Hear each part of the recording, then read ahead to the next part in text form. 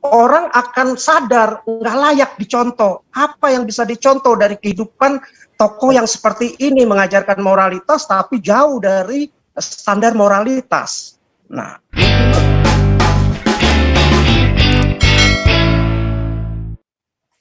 ya, selamat malam, Pak Selamat Paul. malam, Mas Suara. Shalom. Waduh, ini judulnya nih mantap. Ini luar biasa ini. Nah, jadi tadi Pak Paul udah panjang lebar lah menguraikannya. Saya mungkin ada tambahkan juga beberapa hal. Satu yang saya ingin sampaikan terkait dengan Muhammad, dengan historisnya dengan Aisyah ya. Jadi pertama yang saya mau sampaikan dulu mungkin adalah kalau mau mengajarkan moralitas, seharusnya yang pasti harus berdiri dulu di atas moralitas. Nah, kita harus uji moralitasnya di mana terhadap pengajaran Muhammad, terhadap sosok tokoh Muhammad SAW ya, bukan Muhammad KC ya. Nah, jadi kan sejarah sudah membuktikan bahwa usia Aisyah yang masih muda, anak-anak kan 6 tahun ketika dia menikah dengan Muhammad SAW, bukan Muhammad KC.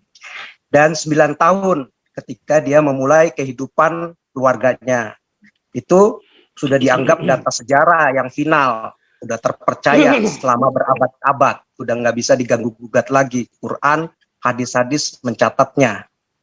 Nah, kedua, data isu ini justru yang saat ini jadi problem besar saat internet, data, informasi bisa dibaca, didengar di seluruh dunia, di seluruh pelosok, termasuk orang-orang yang tidak bisa bahasa Arab, sekalipun yang selama ini kan mungkin tidak berani disiarkan, tidak berani, kita nggak pernah tuh di toa-toa. Saya selama hidup berapa puluh tahun nggak pernah dengar cerita tentang perkawinan Aisyah dan Muhammad di toa-toa masjid. Yang ada bicara di masjid itu malah politik, menjelek-jelekan agama lain, bilang Tuhan Yesus kafir, Tuhan Yesus beranak lah segala macam. Orang Kristen itu Tuhannya 3, ya macam-macam. Nah, tapi dia malah nggak pernah bicarakan tentang perkawinan Aisyah dengan Muhammad. Nah, justru sekarang internet inilah yang membukanya. Nah, sekarang justru dengan internet ini justru membuktikan informasi, kita bisa baca berita-berita, justru sekarang muslim-muslim barat itu menjadi inferior, muslim-muslim ya, orang-orang Islam yang ada di barat, di Eropa, di Amerika terutama, itu menjadi inferior, menjadi minder. Kenapa? Khususnya ketika mereka berhadapan dengan komunitas agama lain. Karena ya tadi sejarah tentang isu ini, baru satu isu ini ya, belum bicara isu yang lain. Ini bicara tentang moral yang akan disampaikan, yang seperti tadi saya katakan bahwa kalau orang yang mau menyampaikan moralitas, pasti dia harus berdiri dulu di atas moralitas. Dia bisa membuktikan dulu hidupnya dengan moralitas yang baik, baru bisa mengajar moralitas. Nah, di sisi lain tidak mengherankan juga kan sekarang kemudian juga ini kan hal ini justru terbukti di mana-mana, termasuk di daerah-daerah negara-negara Timur Tengah, terutama negara-negara Timur Tengah yang masih susah. Bahkan kalau kita lihat itu kan di daerah-daerah kita juga masih banyak banget itu perkawinan di bawah umur. Umat Islam justru yang mempraktekkan banyak ini model perkawinan tersebut dengan dalih meneladani perkawinan historisnya Muhammad SAW ya, bukan Muhammad KC ya. Nah, itu kan contohnya yang dulu ini adalah Syekh Puji tadi kan udah disampaikan. Juga dulu kan kalau poligami itu yang Wong Solo tuh, restoran Wong Solo, tahu Pak Paul? Buka Wong Solo kan dia kawin poligami berapa itu, kalau nggak salah 11 atau apa itu kan, karena katanya harus orang muslim itu yang benar ya harus melakukan sunnah Nabi kan, kalau nggak melakukan ini malah justru bukan pengikut Islam yang benar gitu. Jadi itu sunnah nabinya. Nah, Jadi, tapi ini justru sekarang kan karena internet ini, informasi, data ini, di mana pengajaran-pengajaran seluruh dunia, semua pihak, orang-orang terdidik itu mencerdaskan, sehingga punya moral yang baik untuk bisa ditangkap oleh seluruh orang yang mau belajar, mau menonton. Baik mereka yang mau menonton maupun yang tidak menonton, ya tetap mereka suatu saat pasti akan mendengarkannya.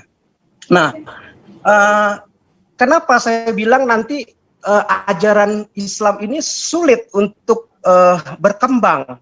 Pasti akan cepat, makanya sekarang internet ini akan cepat ditinggalkan, karena ini udah abad modern.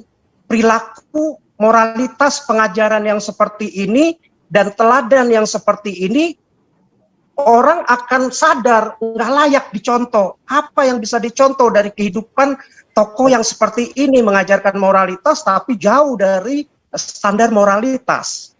Nah, minimal moralitas kita sebagai orang-orang Kristen, kita nggak akan pernah melakukan hal seperti itu. Pasti kita tinggalkan dan kita tidak akan mengakui sebagai nabi. Lebih baik saya percaya Pak Paul Zhang daripada ada orang yang ngaku-ngaku nabi tapi moralitasnya seperti ini dan memberikan teladan yang seperti ini. Itu buat orang yang waras. Nah, ini kan juga jadi bahaya. Coba, ini mungkin dulu nggak kelihatan karena belum zaman internet. Tapi zaman internet ini semua aktivis-aktivis pendidikan, orang-orang aktivis-aktivis wanita, aktivis-aktivis untuk anak-anak pasti akan bersuara dan kencang sekali. Dan ini akan tampak bahayanya. Kenapa? Karena kalau mengawini anak di usia 6 tahun, 9 tahun seperti itu, 12 tahun seperti itu, kan bahayanya pertama yang udah jelas-jelas hak anak atas pendidikan nggak ada, terengut. Anak itu jadi bodoh, ketinggalan, nggak terdidik lagi, tinggalin sekolah, dikawinin. Nah, belum lagi perkembangan mentalnya. Wah, mereka yang tadinya mestinya main-main belajar malah harus ngurus keluarga. Nah, belum lagi perlindungan, belum lagi mungkin dieksploitasi. Kita nggak tahu kalau dieksploitasi tiap malam itu seperti apa, tiap jam itu seperti apa, siang, sore, malam seperti apa kalau ada pria yang suka anak-anak. Wah, kan itu jadi pertanyaan besar itu. Waduh, kacau itu, pikirannya bisa jadi eksploitasinya seperti apa itu. Saya nggak bisa gambarin, nanti Pak Paul aja itu bahasanya. Ini kacau ini, anak kecil dieksploitasi tiap jam, tiap siang, malam, berbulan-bulan, berminggu-minggu, bertahun-tahun. Wah, kacau tuh.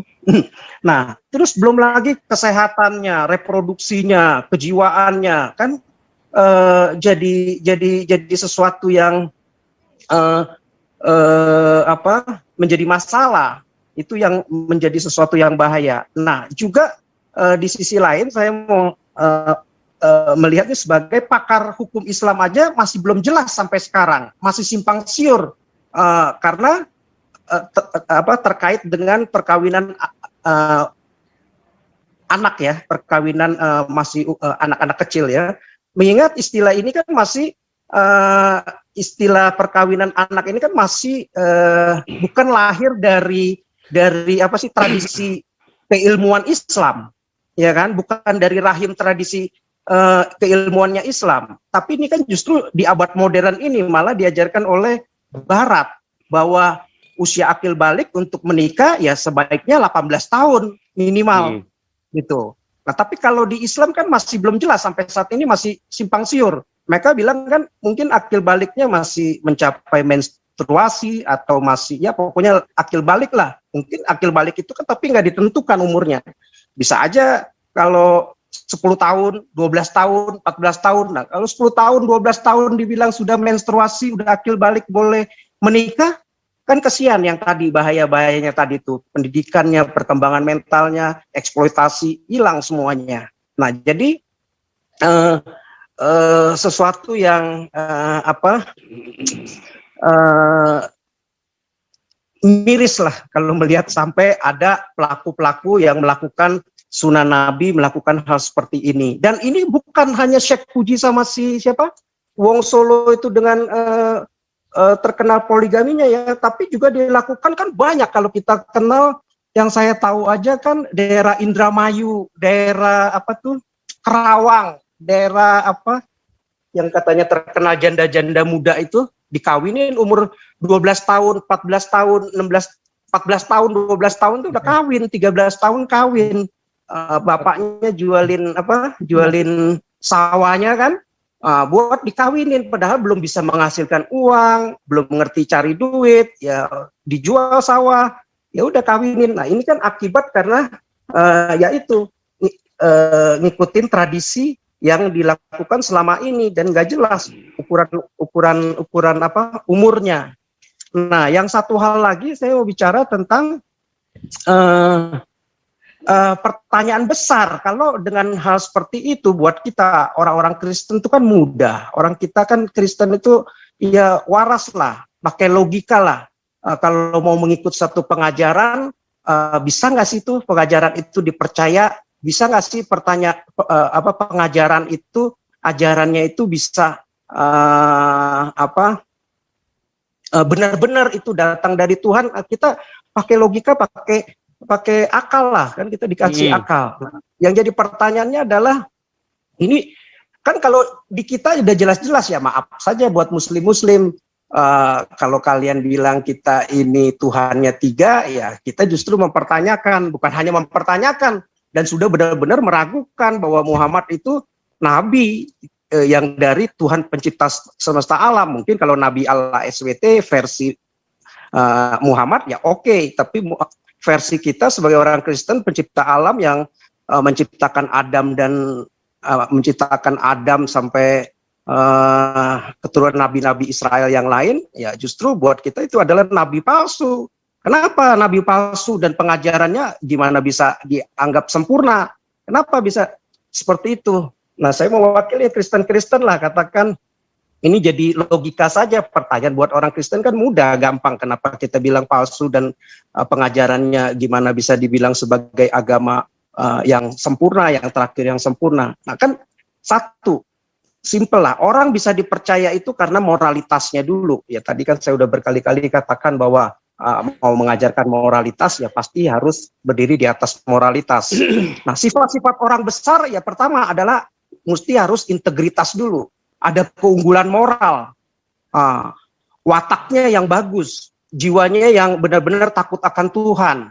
Nah, baru minimal itu moral, dari segi moral dulu, karakternya dulu. Nah, kekuatan seseorang juga terletak itu kan baru bisa dipercaya, orang melihat itu karena tata susilanya. Nah, ini gimana tata susilanya? Nah, dia juga mesti dilihat lagi satu hal yang buat saya, seorang besar itu adalah dia memiliki kekuatan daya tahan, daya tolak seperti kekuatan pernikahan kan ditentuin oleh kemampuannya untuk menahan atau menolak daya-daya yang mencoba menceraikan dari pasangannya sebagai suami dan istri. Nah, kalau pengajarannya poligami, pengajarannya memberi teladan mengawini anak kecil, ya gimana itu memiliki kekuatan, daya tahan, daya tolak untuk pernikahannya satu dengan istrinya?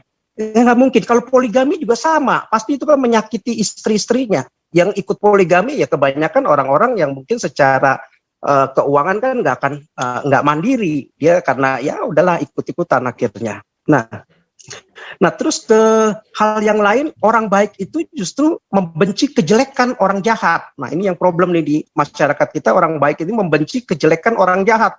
Orang jahat justru membenci kebaikan orang baik. Saya ulang nih, orang baik membenci kejelekan orang jahat membenci kebaikan orang baik. Jadi kita kalau suarakan hal-hal yang baik, ini dibenci sama orang-orang yang jahat.